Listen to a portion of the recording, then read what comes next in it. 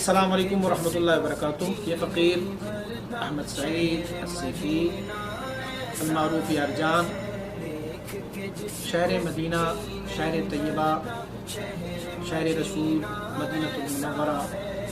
زادہ اللہ شرف، اس میں سے مخاطب ہوں اور مکتوبات امام ربانی مظہر ثانی رحمۃ اللہ علیہ کی مکتوبات شریف کا درس یہاں پر بھی جاری ساری ہے،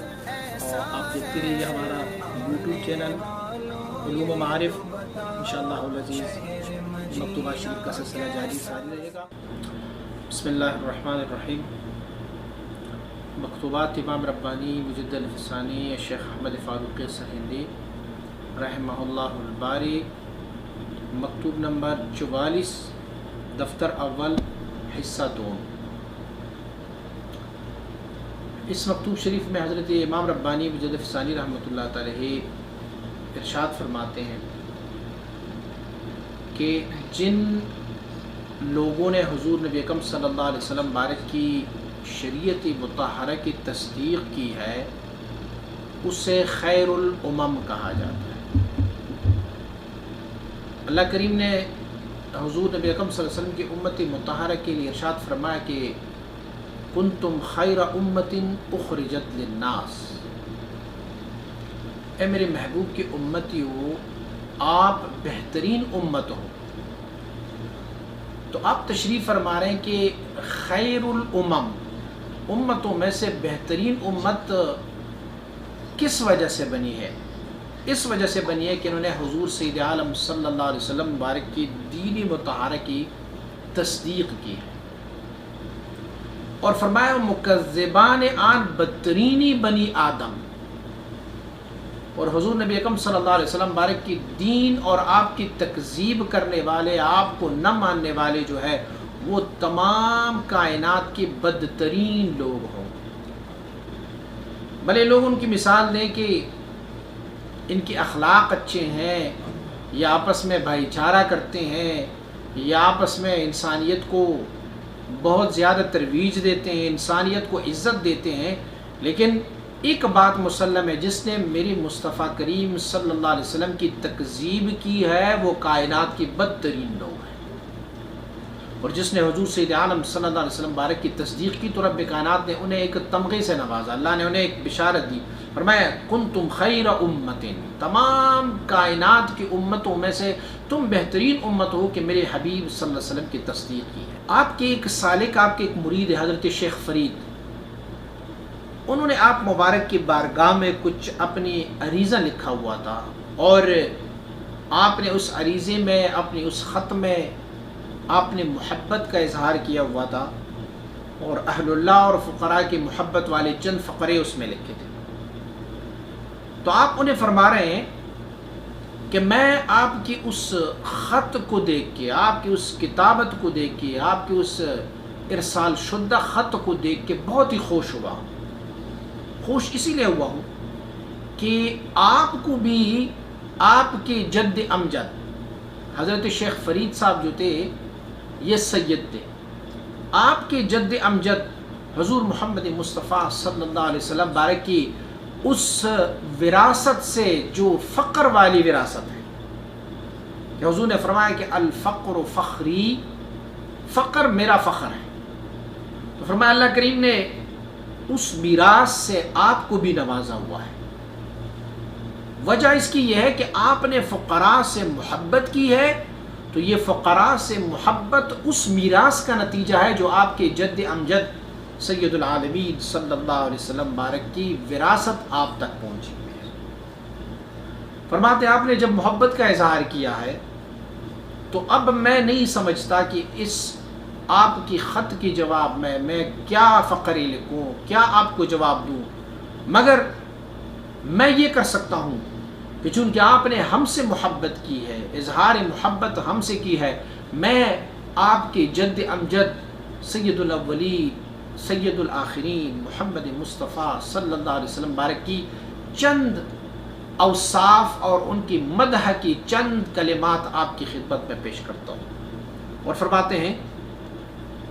کہ یہ میں اس لیے نہیں کر رہا کہ میں کوئی آپ کا بدلہ چکا رہا ہوں،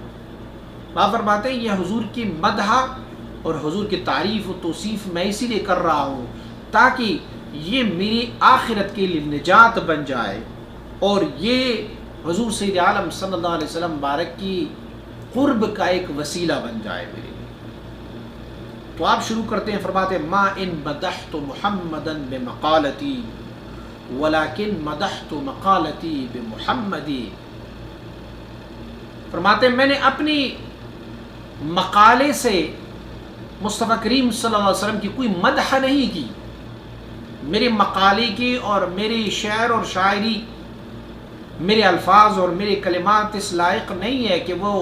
حضور سید عالم صلی اللہ علیہ وسلم کی تعریف و توصیف کو میں بجا لاؤں۔ فرماتے ہیں بلکہ یوں ہوا ہے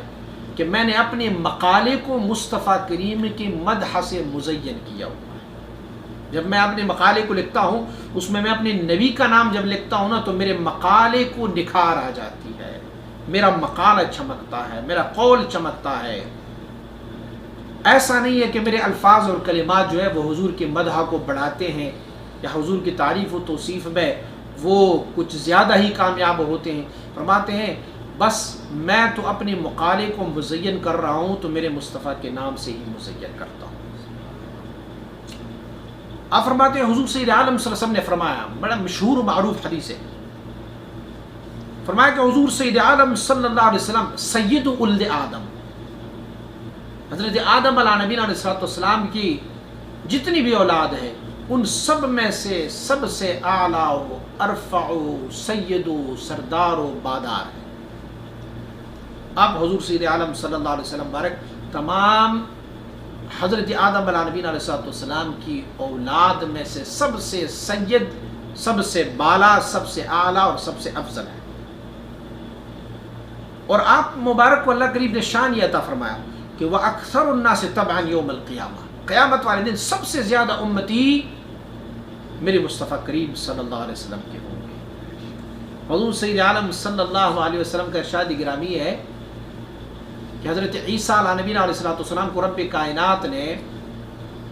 ان کی امت دکھائی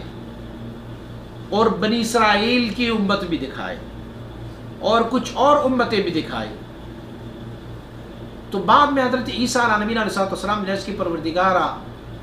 مجھے اس نبی آخر الزمان کا امت بھی دکھائیں، وہ کتنی امت ہے؟ تو اللہ کریم نے فرمایا آسمان کی طرف دیکھ۔ جب انہوں نے آسمان کی طرف دیکھا تو پوری کا پورا آسمان کا سطح جو تھا وہ جیسے بادلوں سے ڈھک جاتا ہے ایسے ڈھکا ہوا تھا۔ تو اللہ کریم نے فرمایا یہ میرے محبوب کی امتی ہے جو اتنی کثرت سے ہو۔ بلکہ حدیث شریف میں ہے کہ قیامت والے دن کچھ انبیاء تشریف لائیں گے جن کے ساتھ ایک امتی ہو، کچھ انبیاء آئیں گے جن کے پاس 3-4 امتی ہوں گے، کچھ ایسے اللہ کے نبی ہوں گے جن کے ساتھ کوئی بھی امتی نہیں ہوگا۔ اور جب میرے مصطفیٰ کریم تشریف لائیں گے تو میدان محشر سارے کا سارا آپ کی امت سے بھر جائے گا۔ رب کائنات نے آپ کو اتنی امت عطا فرمائی۔ وَأَكْرَمَ الْأَوَّلِينَ وَالْآخِرِينَ عَلَى اللَّهِ، اللہ کی بارگاہ میں سب سے زیادہ محبوب اولین اور آخرین میں ساروں میں اللہ کریم نے میرے مصطفیٰ کریم کو سب سے بہترین اور سب سے محبوب بنایا ہوا ہے۔ حضور سید عالم صلی اللہ علیہ وسلم بارک کو حبیب اللہ کا لقب دیا گیا ہے کہ آپ اللہ کے محبوب ہے، اللہ کے حبیب ہے صلی اللہ علیہ وسلم۔ وَأَوَّلُ مَنْ يَنشَقُّ عَنْهُ الْقَبْرُ، اور حضور سید عالم صلی اللہ علیہ وسلم بارک کی ذات گرامی جب حضرت اسرافیل علیہ نبینا علیہ السلام سور پھونکیں گے تو سب سے پہلی ہستی جب اپنی قبر انور سے باہر آئیں گے وہ میرے اور آپ کے آقا محمد مصطفیٰ صلی اللہ علیہ وسلم کی ذات گرامی۔ سب سے پہلے آپ اپنی قبر انور سے باہر تشریف لائیں گے اور آپ مبارک کی ذات گرامی اول شافع و اول مشفع، سب سے پہلے شفاعت کرنے والا ہوگا اور سب سے پہلا وہ بندہ ہوگا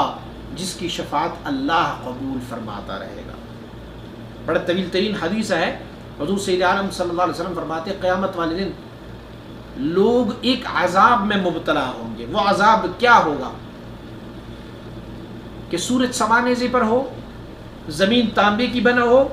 اور کوئی جو ہے وہ گھٹنوں تک پسینے میں ڈوبا ہے کوئی ناف تک پسینے میں ڈوبا ہے، کوئی سینے تک پسینے میں ڈوبا ہوا ہے، اور وقت طویل تر ہوتا جا رہا ہے، اور اللہ کریم غضب پر ہوں گے، اور اللہ کریم